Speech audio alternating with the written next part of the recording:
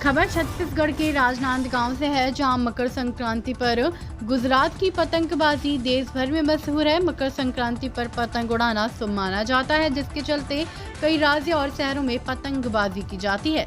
राजनांदगांव शहर में भी मकर संक्रांति पर बड़े पैमाने में पतंग की बिक्री होती है और खुले आसमान पर पतंग उड़ाकर मकर संक्रांति का उत्सव मनाया जाता है। मकर संक्रांति में पतंग की डिमांड को लेकर शहर में इन दिनों आधुनिक पतंग की दुकानें सजी हुई हैं, जो इस त्योहार को खास बनाने वाली हैं। शहर में मकर संक्रांति के लिए पैराशूट कपड़ों की पतंग भी पहुंच चुकी है।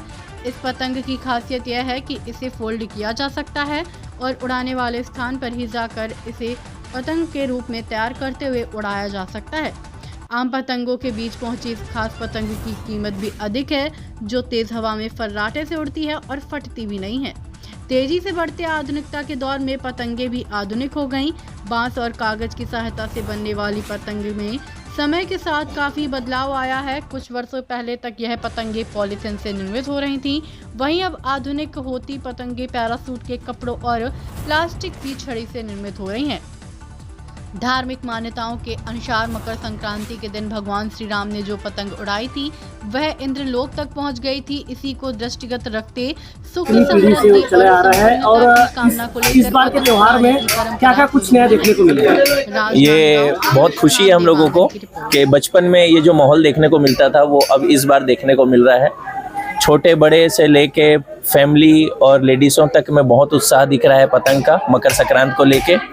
और हमारा ये कारोबार ये चौथी पीढ़ी चल रही है। हमारे दादाजी ये काम करते थे, उसके बाद हमारे पापा ने ये काम देखा, उसके बाद हम ये काम करते हैं शौक से। आज मेरा बेटा खुद 12 साल का है, तो बड़ी खुशी भी होती है कि पीढ़ी दर पीढ़ी इस काम को हम आगे बढ़ाने की कोशिश कर रहे हैं।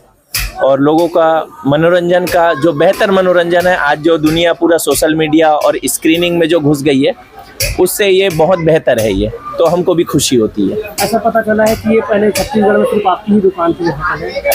नहीं, ये भी बोल सकते हैं क्योंकि तकरीबन हमको 100-110 साल हो गए ये काम को करते हुए, तो ऐसा बोल सकते हैं। या हो सकता है पहले भी और कोई रहे हों, तो इसका मैं दावा तो नहीं कर सकता कि छत्तीसगढ़ में पहली हमारी दुकान हो। हाँ, लेकिन ये है कि आज आपका भी बचपना यहाँ गुजरा होगा तो आप भी जान रहे होंगे कि ताज वाला नाम कोई नया नाम नहीं है यहाँ के लिए। जी, 26 जनवरी और 15 अगस्त तक भी विशेष महत्व होता है और आपने वहाँ पे भी पतंग बेची है। हाँ, पहले पूरे ऑल ओवर इंडिया में मैं ये बोल सकता हूँ कि राजनांदगांव शहर सिर्फ एक ऐसा शहर था जहाँ 15 अगस्त में पतंग बिकी जाती थी पूरे इंडिया भर में।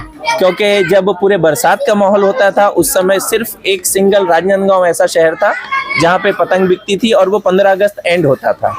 15 अगस्त को आप खुद यहाँ देखते होंगे आपके बचपने में, या जो भी बड़े बुजुर्ग होंगे, आसमान उस समय आसमान नहीं दिखता था, पतंगे दिखती थी। जी, तो पहले की तुलना में अभी कितना फर्क आया और क्या कुछ माहौल रहा है? बहुत फर्क आ गया है। पहले ये बड़ों का शौक हुआ करता था, बच्चों को तो नॉर्मली चकड़ी पकड़ने मिल जाए बहुत बड़ी बात होती थी। अब ये बच्चों का शौक हो गया है।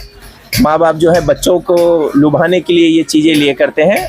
हाँ, पहले ये चीज़ें कम खर्चे में होती थी, आज ये नई नई रंगीनें और अलग अलग प्रकार की जो पतंगे और चक्रियाँ और मंजे आए हैं, तो ये अब थोड़ा सा महंगा शौक हो गया है। पतंगों में कार्टून भी आजकल उभर कर आया है, बहुत ज्यादा आया है। और पहले सिर्फ कागज की पतंग देखने को मिलती थी, लेकिन आज पन्नी की पतंग हो गई है। और खास तौर पर अभी जो चलन में है वो पैराशूट कपड़े की पतंग है, जो कि अच्छा खासा माहौल बनाई हुई है। जी, मैं मोहम्मद गौस गोरी, प्यार से राजा बोलते हैं, ताज पतंग वाला, राजनांदगांव।